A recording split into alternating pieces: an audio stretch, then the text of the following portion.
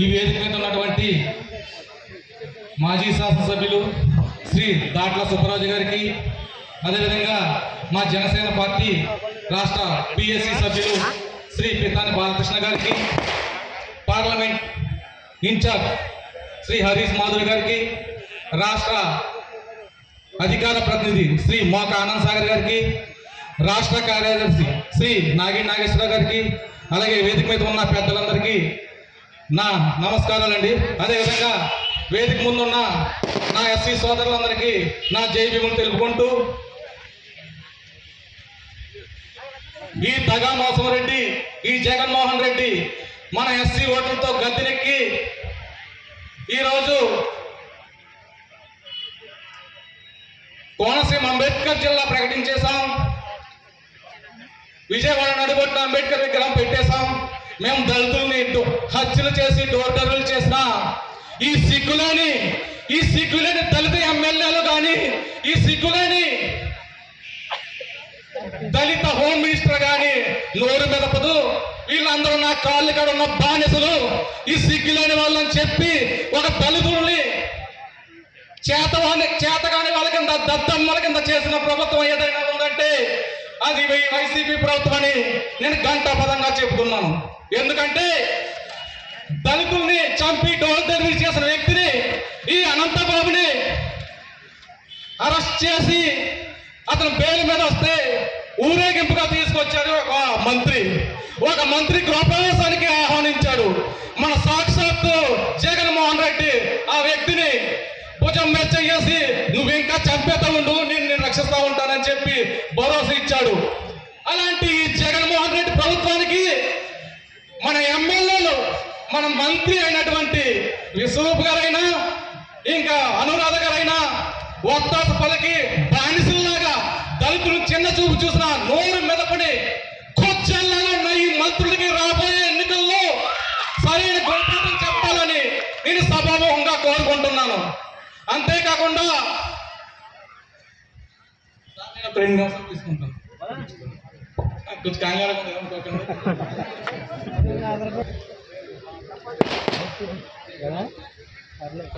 ఈ జగన్మోహన్ రెడ్డి ప్రభుత్వాన్ని మన ఎస్సీ 27 పథకాలు రద్దు చేశారు. గత ప్రభుత్వం టీడీపీ ప్రభుత్వంలో ఇచ్చినటువంటి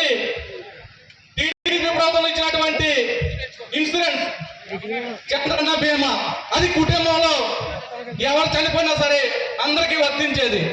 ముఖ్యంగా అది మన దళితులు ఎస్సీలకి బాగా ఉపయోగపడేది, ఎందుకంటే మన నిరుపేదలం కాబట్టి. అలాంటి పథకానికి టూటులు పడిసి కుటుంబంలో ఏ ఒక్కరు సరిపోయినా ఒక్కరికి 1,00,000 రూపాయలు ఇస్తున్నాడు. 2 లక్షలు ఇచ్చిన పథకాన్ని 1 లక్ష చేసిన ఘనత ఈ ముఖ్యమంత్రి జగన్మోహన్ రెడ్డిదని నేను సభాముఖంగా మీకు తెలియజేసుకుంటున్నాను. అంతేకాదు మన దళిత పథకాలైన 27 పథకాలు రద్దు చేశాడు. విదేశీ విద్యా పథకం, అంబేద్కర్ విదేశీ విద్యా పథకం అని ఆనాడు చంద్రబాబు నాయుడు గారు ప్రవేశపెట్టిన పథకాన్ని తూట్లు పొలిసి జగన్మోహన్ రెడ్డి విదేశీ విద్యా పథకం అని పెట్టుకున్నాడు. అంటే అంబేద్కర్ కన్నా జగన్మోహన్ రెడ్డి గొప్పవాడా? ఒక్కసారి దళిత సోదరులందరూ ఆలోచించుకోండి. అంబేద్కర్ ఒకడు అంటాడు మన కాటన్గొండ సెంటర్ లో, అయ్యో బాబు ఇదేంటండి బాబు, ఆ కోనసీమ జిల్లా వచ్చేసింది, అంబేద్కర్ విగ్రహం దగ్గర జెండా పట్టుకుని డ్యాన్సులు చేస్తారు ఎమ్మెల్యేలు, అయ్యి బాబు ఏ ఓట్లు వీళ్ళకి వేసేయాలండి. అంటే నీకు 27 పథకాలు రద్దు చేసేసిన, ఎస్సీలను చంపేసిన, దళిత ఆడవాళ్ళు మానభంగాలు చేసినా మీకు పక్కర్లేదు. అంబేద్కర్ జిల్లా ఇచ్చేశాడు, అంబేద్కర్ జెండా పట్టుకుని డ్యాన్స్ చేసాడు, ఇది ఓట్లు గుర్తేస్తారు. ఇలాంటి మూర్ఖత దళితులు ఎస్సీలు ఉన్నంతకాలం ఇలాంటి జగన్మోహన్ రెడ్డి లాంటి వారు పరిపాలిస్తూనే ఉంటారు. మన బతుకులు మారవని ఈ కంటపదంగా మీకు తెలియజేసుకుంటూ, ఒకడంటాడు నేను జనసేన పార్టీ మా కాటన్గొండ మండలాధ్యక్షుడిగా పనిచేస్తున్నాను, నువ్వు ఈ కాపుల పార్టీలో పనిచేస్తావేంటి, నీవు కాపుల పార్టీలో పనిచేస్తావేంటి, నువ్వు రెడ్ల పార్టీలో పనిచేయట్లేదా అని నేను ఈ సభాముఖంగా మీకు తెలియజేసుకుంటున్నాను. మాది నాయకుడు రాష్ట్ర జనసేన పార్టీ అధ్యక్షులు శ్రీ పవన్ కళ్యాణ్ గారు అంబేద్కర్ రాజ్యాంగానికి అనుగుణంగా ఆయన